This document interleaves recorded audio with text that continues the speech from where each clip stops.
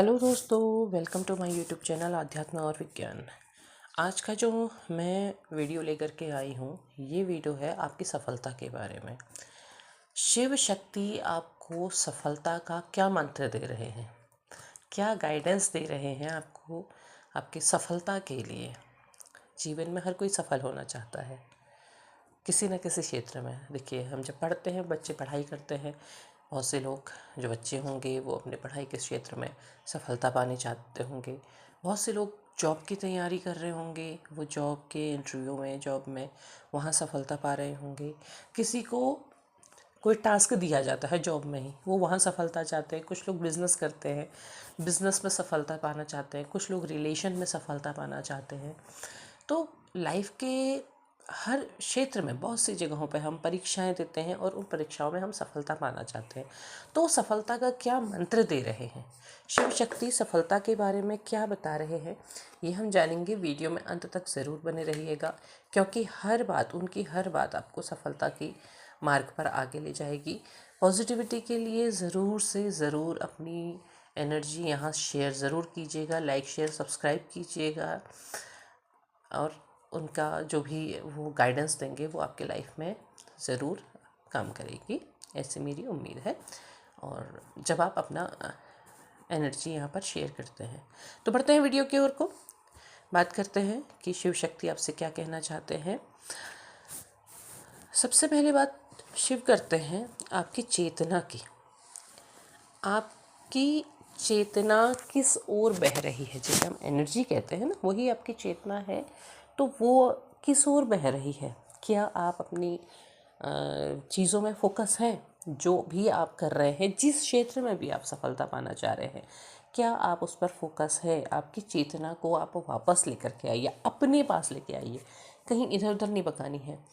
अपने पास से मतलब है, आप कहेंगे कि हम पढ़ाई में अपनी एनर्जी लगा रहे हैं, तो अपनी चेतना को आप अगर ओवर कर रहे हैं, मतलब चेतना का बहाव यहाँ वहाँ बैठ रहा है, आप सोच रहे ये भी पढ़ लूँ, ये भी पढ़ लूँ, ये भी पढ़ लूँ, ये भी पढ़ लूँ, मतलब कि आपकी जो तैयारी है वो एकाग्रता नहीं है, उसमें एक जगह पर केंद्रित नहीं है, तो फिर वो आपके लिए फ़ायदा नहीं करेगी। आपको अपनी चेतना को अपने पास वापस लेके आना होगा, उसे सिंगल फोकस में लेकर के आना होगा। उसका बहाव यहाँ वहाँ मत बहने दो। बहुत से बच्चे तैयारी करते हैं, वो उनका ध्यान टीवी पे भी होता है, फ़ोन पे भी होता है, दूसरी चीज़ों पे भी होता है, सोशल मीडिया में बहुत। तो फिर उससे वो तैयारी नहीं कर सकते हैं। या आप अपनी लाइफ में, या आप रिलेशन में देख रहे हैं, मान लिया रिलेशन में आप चाहते हैं कि मुझे इस रिलेशन में सफलता मिले, तो उसके लिए आपकी चेतना का बहाव बहुत ज़्यादा जब बह रहा है, मतलब कि सामने वाले को आपकी परवाह नहीं है, लेकिन आप भागते जा रहे हैं, भागते जा रहे हैं, पीछे भागते जा रहे हैं, तो वो आपके लिए नुकसान करेगा। आपको अपनी चेतना को अपने पास लाना होगा, अपने आप को केंद्रित करना होगा, खुद तक पहुंचानी होगी। अपने आप ही आप क्या होगा, अब आपकी चेतना का बहाव सही दिशा में होने लगेगा। तो सबसे पहले अपनी चेतना, अपनी ऊर्जा को अपने पास लाना चाहिए। अगर मैं माता शक्ति की बात करूं, माता शक्ति भी आपसे वही बात कहती है कि आपको अपनी चेतना अपने पास लानी है। वो ये कहती हैं कि अपने अंदर झांको, अपने अंदर झांको, क्योंकि चेतना जब केंद्रित कब होगी, जब आप अपने अंदर झांकना शुरू करेंगे। अपने अंदर झांकेंगे तो आप अपनी सही, अपनी गलत, हर चीज़ को पहचानेंगे।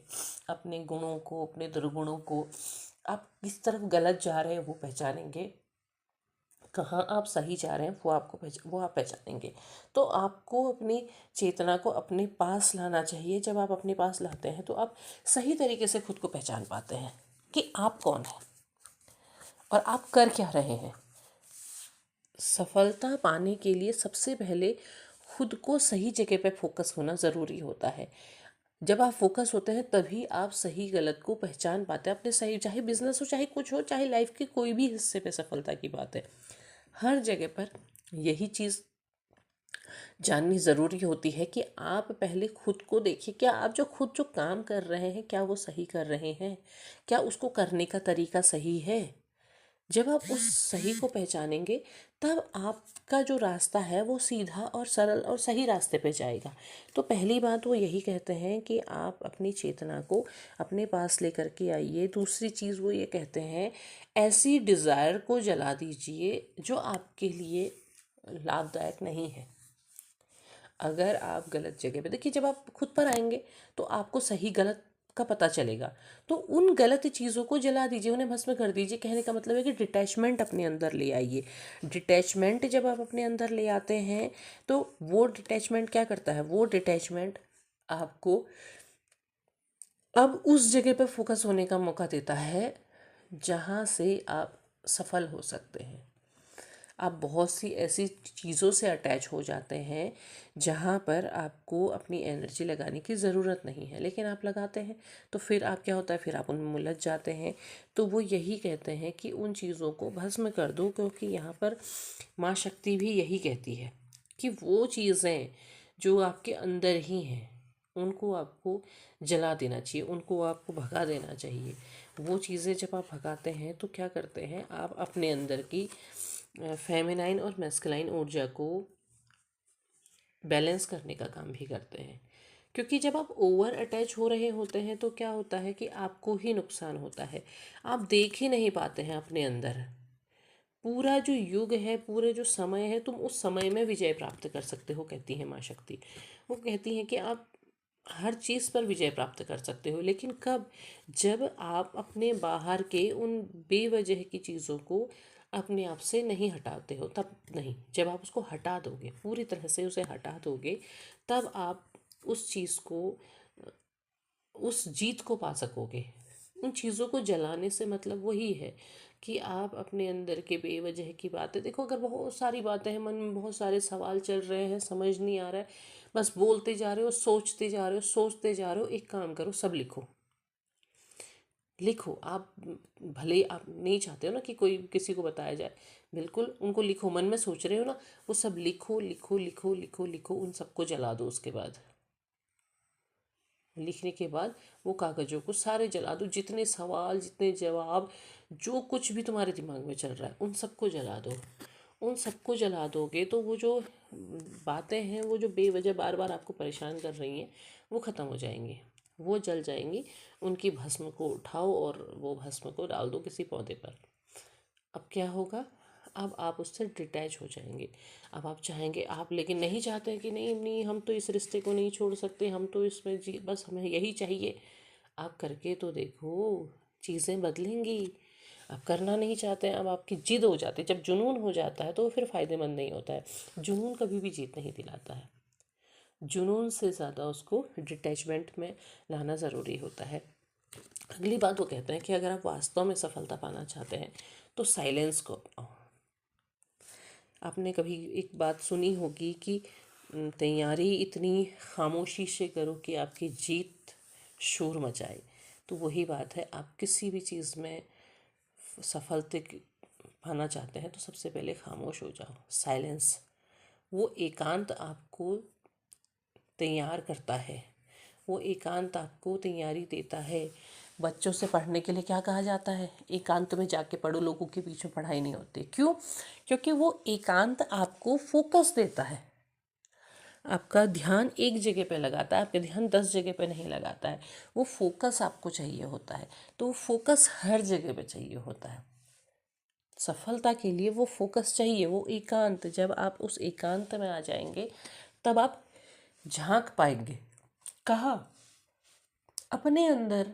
अपने अंदर आपने देखना है ना, तब आप वो जान पाएंगे कि आपने अब तैयारी किस तरह से करनी है। इसीलिए आपको देखो, आपको रिलेशन में क्या होता है, रिलेशन में जब बहुत ज़्यादा उथल पुथल मच जाती है तो फिर क्या होता है, फिर जब दूर हो जाते हैं फिर एक फेस आता है, साइलेंस फेस जिसे कहा जाता है ना। तो सोल जर्नी में आपने उस साइलेंस फेस का नाम सुना हुआ है। वो साइलेंस क्यों दिया जाता है? वो साइलेंस दिया ही इसीलिए जाता है कि अब अपने अंदर झाँको, अब खुद को पहचानो पहले। अब ये देखो कि आप कहाँ गलत थे, आपने खुद कहाँ गलती की थी उस रास्ते पे। तो वो साइलेंस आपको क्या करता है, वो साइलेंस आपको उस लाइट की ओर लेके जाता है, उस उजाले की ओर लेकर के जाता है जहाँ आप वास्तव में पहुँचना चाहते हैं। पर जब तक आप जुनून में होते हैं कि आपको बस पाना है, तो वो जुनून आपका कभी भी पूरा नहीं होता है। वो आपको और भगाता है और रुलाता है। तो वो साइलेंस आपको लाना होता है। वही शक्ति भी यही कहती है। वो कहती है कि जब आप अपने बाहरी आवरण को देख रहे होते हैं ना, केवल बाहरी सुंदरता को देख रहे होते हैं, तब आप केवल भाग रहे होते हैं, उसे कहते हैं अटैचमेंट। बस आप उसके पीछे पीछे भाग रहे होते हैं, आपको एक लगाव होता है। लेकिन जब आप आंतरिक आवरण की ओर को बढ़ते हैं, तब आपको उसकी वास्तविकता, उसकी विराटता पता चलती है। आंतरिक आवरण बहुत सुंदर नहीं हो सकता है। आंतरिक आवरण में केवल एक कहना चाहिए कि वो तो केवल एक चेतना है।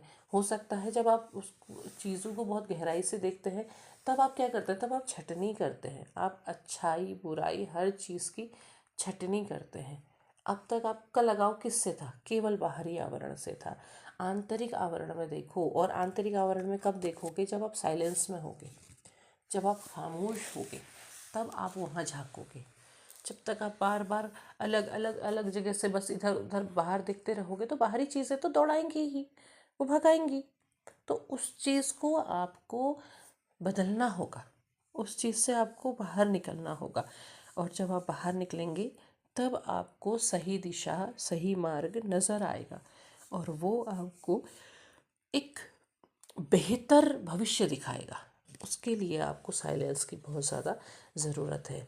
अगली चीज़ वो यही कहते हैं, शिव और शक्ति, वो यही कहते हैं कि आपको अपने चक्रों को बैलेंस करना चाहिए। आपके जो अंदर की जो ऊर्जा है, चक्रों को बैलेंस करने से अर्थ ये नहीं होता है कि आप केवल कुंडलिनी योग की तरफ बढ़े और तब हम, ऐसा नहीं होता है। चक्रों को आप बैलेंस करते हैं जब आप इन जितने कदमों में मैंने बताया है ऐसे आगे बढ़ते हैं, तो आपके चक्रास अपने आप बैलेंस होते हैं। आप अपने चक्रों को जब बैलेंस करते हैं, तब आपकी लाइफ सीधी पटरी पे आती है। सीधी पटरी पे आने के लिए आप चाहें तो अपने चक्रों को, जब आप अपने अंदर इन चक्रों को बैलेंस करना चाहते हैं, आप केवल मंत्र चैंटिंग से भी कर सकते हैं, वो बैलेंस होते हैं। तो आपको यहाँ पर उसी बैलेंस की बात की जाती है। चक्र क्या करते हैं? चक्र अगर आपकी इम्बैलेंस है, तो आपकी ऊर्जा का बहाव अलग अलग दिशा में जाता है। आप 10 जगह पर भटकते हैं, आपको ये भी चाहिए होता है, वो भी चाहिए होता है, लेकिन आप कुछ भी प्राप्त नहीं कर पाते हैं। आप 10 जगह पे, कभी आप हंसते हैं, कभी आप रोने लगते हैं, बेवजह रोने लगते हैं, खुद को एक बैलेंस में नहीं लेकर के आ पाते हैं। तो वो चीज़ आपको करनी ज़रूरी होती है, खुद को बैलेंस। खुद को जब आप पूरी तरह से बैलेंस करते हैं, तो आप उस आवाज़ को सुन पाते हैं जिस आवाज़ में ब्रह्मांड गूंज रहा है। उस आवाज़ को सुनने के लिए आपको साइलेंस में आना होगा, उस खामोशी में आना होगा, अपने अंदर झांकना होगा। और जब आप चक्रास को बैलेंस करेंगे, तो वहाँ पर आप अपने आप ही बैलेंस में आएंगे, और वो बैलेंसिंग आपको आपकी लाइफ का सही रास्ता, सही जगह पे लेकर के आएगी। क्योंकि फिर आप फोकस्ड होते हैं, फिर आप जीतने के लिए तैयार होते हैं। ये जो चक्रास बैलेंसिंग वाली बात होती है ना, ये जीत का बहुत बड़ा मार्ग है। यहाँ आप जीत के रास्ते में होते हैं, यहाँ आप डरते नहीं। जब आपके चक्र बैलेंस हो जाते हैं, तो आपके अंदर का वो भय नहीं होता है कि आप बार बार डरें और आपको अलग अलग चीज़ों से भय महसूस हो, वो नहीं होता है। चक्र आपके जब बैलेंस हो जाते हैं, तो आप किसी भी साहस के लिए तैयार होते हैं, जोखिम लेने के लिए तैयार होते हैं।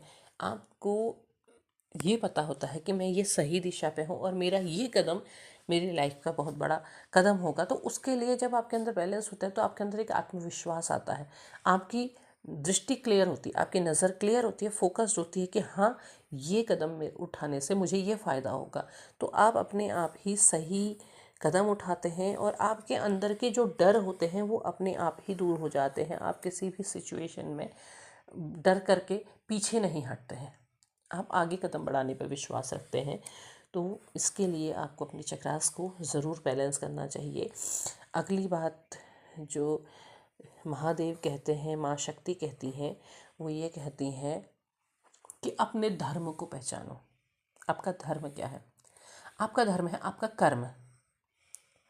अपने उस कर्म को करने की ज़रूरत है। जीवन के उस संगीत को सुनने की ज़रूरत है, जो संगीत जीवन आपको सुनाने के लिए इस लाइफ में लेकर के आया है, इस इनकारनेशन में लेकर के आया है। आपको उस चीज़ को पहचानना है। आप क्या करते हैं ना, आपका मतलब जीवन की कोई परिस्थिति होती है, आप सिर्फ उसी के पीछे भागते हैं, आप सिर्फ उसी पे फोकस होते हैं। मेरे जीवन में तो ये हो गया, मेरी लाइफ में तो ये हो गया, अब तो ज़िंदगी ख़त्म हो गई। आप केवल उसमें भागते हैं। आपको उसको नहीं वो करना है, आपको अपने कर्म को फोकस करना है। आपको किस चीज़ के लिए यहाँ पर लाया गया है, उस चीज़ को करो। देखो, लाइफ में अच्छाई बुराई सब कुछ होता है। दिन के बाद रात होता है तो रात के बाद दिन भी होता है। उस चीज़ को हमें स्वीकार करना चाहिए। प्रकृति उस नियम को बहुत अच्छे से पहचानती है। प्रकृति में देखो, एक समय आता है जब पतझड़ हो जाता है, पूरी प्रकृति वीरान सुनसान सी हो जाती है, तो वो रो करके अपना जीवन नहीं छोड़ती है, बल्कि वो इंतज़ार करती है कि बसंत आएगा और उसके बाद जीवन फिर से एक नई ऊर्जा के साथ शुरू होगा। तो उस चीज़ को हमें ज़रूर स्वीकारना चाहिए, क्योंकि प्रकृति केवल प्रतीक्षा नहीं है। देखो, प्रकृति क्या करती है, वो पतझड़ हो जाता है, सब कुछ शांत हो जाता है ना, तो वो क्या करती है, वो अंदर ही अंदर काम कर रही होती है। अब वो अपने अंदर झांकती है। वो समय सृष्टि का भी अपने अंदर झांकने का होता है। यही हमारी लाइफ का एक साइलेंस फेस होता है, जो एक हमारा दुख भरा होता है, जिसे हम अंधेरा समय कहते हैं, जहाँ हम बहुत परेशान होते हैं। वो समय होता है अपने अंदर झांकने का। वो समय रो के बिताने के लिए नहीं होता है। अब लेकिन होता क्या है कि आधी दुनिया रो करके ही उसे बिताती है। तो वो होता है प्रतीक्षा का, इंतज़ार का। वो साइलेंस आपको अपने अंदर झांकने को मिलता है।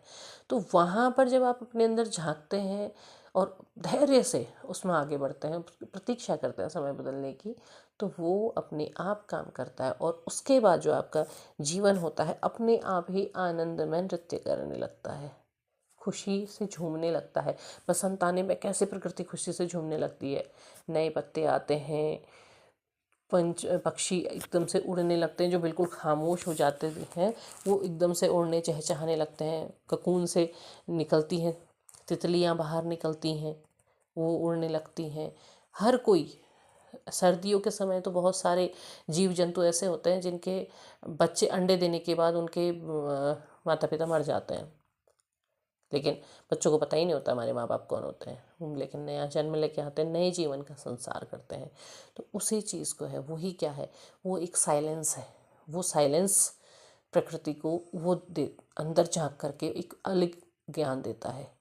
वो जीवन के उस महत्वपूर्ण रहस्य को पहचानते हैं, लेकिन सबसे बुद्धिमान कहलाने वाला मनुष्य इसको नहीं समझ पाता है। तो ये समझने की आपको बहुत ज़रूरत है। और अपने आप ही इस तरीके से जब आप बढ़ रहे हैं, अपने आप ही आपकी लाइफ में सफलता आती ही आती है। शिव शक्ति की गाइडेंस कभी खाली नहीं होती है। तो उम्मीद है वीडियो पसंद आया होगा। पसंद आया हो लाइक शेयर सब्सक्राइब करें, कमेंट बॉक्स में अपने विचार ज़रूर साझा करें। तब तक के लिए धन्यवाद।